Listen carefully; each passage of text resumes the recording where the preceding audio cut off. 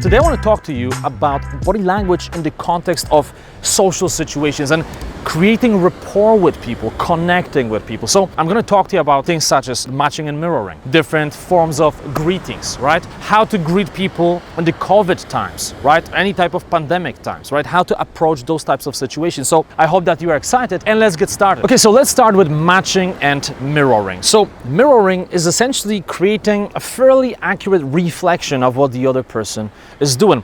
Matching is not that accurate, but it's kind of adjusting what you are doing based on what the other person is doing or based on the energy of the environment. So for example, mirroring could be something like, you're sitting in front of somebody and at some point they cross their legs, and literally you can also cross your legs. Now you don't want to do it right away, like the moment they do it you cross your legs, because it may feel like you are mimicking them.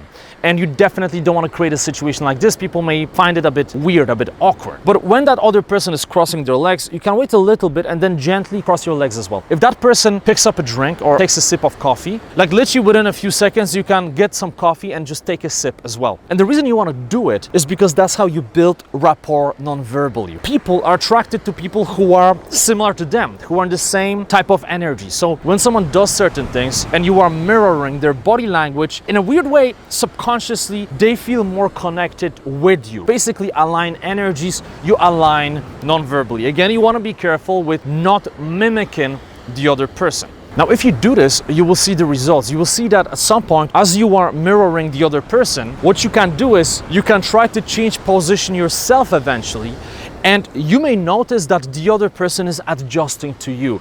If you build rapport, if you are flowing together, it's interesting. It's kind of like a dance. If you've ever seen, two people dancing salsa or bachata beautifully together, right? People who are really pros, you will notice that it just flows naturally. One person does something, the other person follows. There's this perfect symbiosis. Those people work perfectly together. This is what happens when you are matching and mirroring the other person throughout the conversation. Now, another thing you have to pay attention to is matching the level of energy. And this is so important, and a lot of people forget about it. And look, myself, I used to make a terrible mistake in the past where I would be oblivious to the energy in the room. So I would walk in, for example, into a situation, and let's say there are 4 people talking about something, and they're talking really quietly, in a really calm manner, and everyone is leaning forward, and they're kind of talking like this. And I would walk in and say, yo, what's going on? How is everyone doing? Hey, what's up? I would literally do that when I was a bit younger, my 20s, right? I made those mistakes.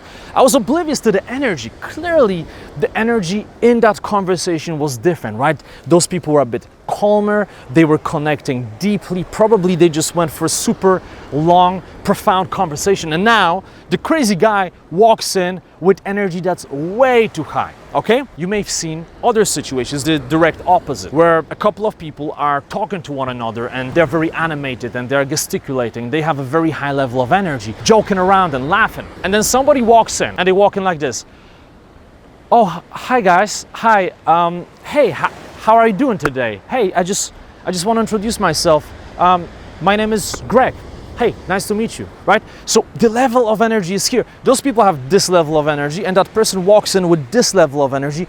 There is a mismatch. So that takes all the energy down and the rapport will not be created. It's very hard to connect with a person or group of people who have a completely different level of energy. As a bonus, I just want to tell you something about public speaking. When you get on a stage, you don't want to come off too strong. And at the same time, you also don't want to get on a stage and be too weak. So if I get on a stage in front of a big audience, if I say, hey, what's going on everyone? Hey, I'm excited to be here, make some noise.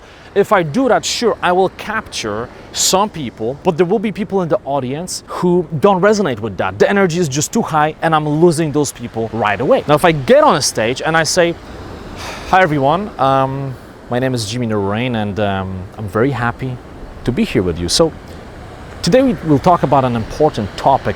If I start like this, I'm gonna lose a lot of those people who need more energy. So what you wanna do when you get on a stage or in front of any group is you wanna be somewhere in between. You want to be charismatic, you want to be confident, but you don't want to overdo it, right? You want to start somewhere in the middle, and then you want to feel the audience, and then slowly you can get back to your preferred style, but you want to make sure that you manage to basically match with the audience. Anyhow, just a little bonus, because I'm aware that a lot of you watching this series, you are leaders or aspiring leaders, and you get out there, you present in front of your team, you present at different gatherings, you may even present at various conferences. So I just wanted you to remember about this. Okay, so we talked about different energies. Now let's talk a little bit about your tone of voice and your pace. Okay, so when you converse with somebody who is a very fast talker, right, just talks really fast, gesticulates, the last thing you want is to talk extremely slowly. Now, I do recognize that everyone is different and you have your personal style, right? I have friends who speak extremely slowly. One of my friends, he's actually a very prominent business person,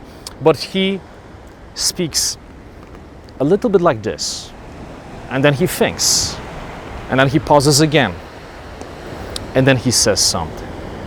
And you know, when you speak like this, sure, everyone is kind of trying to pay attention because it feels like every word is so important. But my friend actually speaks like this in any situation, even when it's not important. Like, the sun is out, and he would say, hey, the sun is out.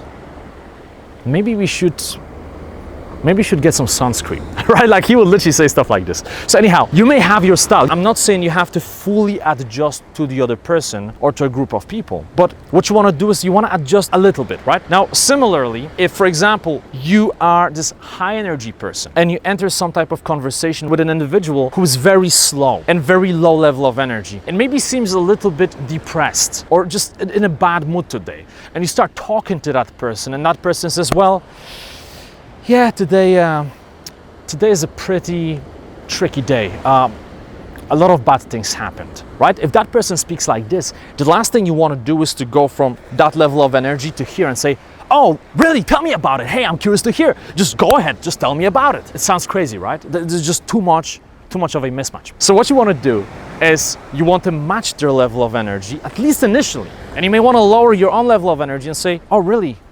Wow, I'm sorry to hear this. I'm really sorry to hear this. So just tell me what happened. What happened? Now, you don't have to go all the way down to that person's level of energy, but you want to match it to some extent, because this way that person will feel more comfortable with you, and then over time you can build up your own level of energy and you can lead that person out of the hole. And by the way, this is why when someone feels really anxious or a bit depressed, it oftentimes doesn't help to give them that motivational speech, a pep talk, right? And you've seen this, and you probably have experienced this yourself, when you don't feel at your best and somebody comes up to you with this extremely high level of energy and they tell you, listen, it's gonna be fine, don't worry about it, just go there and make it happen. You can make anything happen. It feels draining because you are here and that person is here and there's a massive mismatch.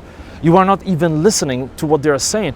They have great intentions. You can't really feel it because there's too much of a mismatch. It's actually irritating you. So again, it's so important that we are not oblivious to the energy around us in the room and within the conversation. And so we do our best to be empathetic and to try to match to that person in order to deeply connect. So please go out there, observe different situations, see different interactions between people, and just get excited about exploring this part of nonverbal signals. And then what I want you to do is, next time when you have some type of conversation, just ask yourself, how can I get a little bit better at this? How can I mirror and match that other person? And just play around with it, and you will see some incredible results.